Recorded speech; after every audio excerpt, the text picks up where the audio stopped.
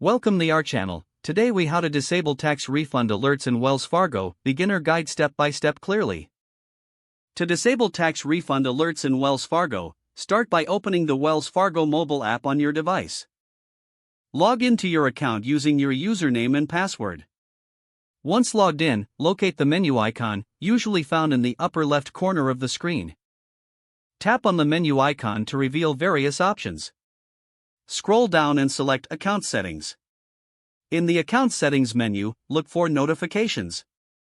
Tap on Notifications to view your alert settings. Find the section labeled Tax Refund Alerts. You will see an option to turn off notifications for tax refund alerts. Switch the toggle to the off position. Confirm the changes if prompted to ensure the alerts are disabled. Exit the Settings menu to return to your account dashboard. You have successfully disabled tax refund alerts in Wells Fargo. If the page does not load, refresh the browser or try again in a private or incognito window. Make sure you are using the correct email address, then retype it carefully to avoid small typos. If your password is not accepted, use the reset option and create a new strong password you can remember. Check your spam folder for verification or security emails, then complete any requested confirmation steps. Enable two-factor authentication if available to improve account security and reduce unauthorized access risk. After signing in, review your profile details so your contact information and settings are accurate and current. If you see an error message, note it down and try again after restarting your device and internet connection.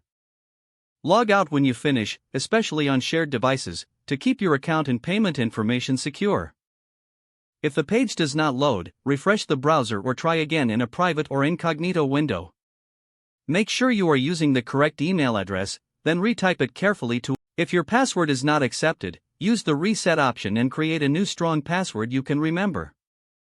Check your spam folder for verification or security emails, then complete any requested confirmation steps. Enable two-factor authentication if available to improve account security and reduce unauthorized access risk. After signing in, review your profile details so your contact information and settings are accurate and current. If you see an error message, note it down and try again after restarting your device and internet connection. Log out when you finish, especially on shared devices, to keep your account and payment information secure. If the page does not load, refresh the browser or try again in a private or incognito window. Make sure you are using the correct email address, then retype it carefully to avoid small typos. Don't forget to like this video and subscribe to our channel for more step-by-step tech guides.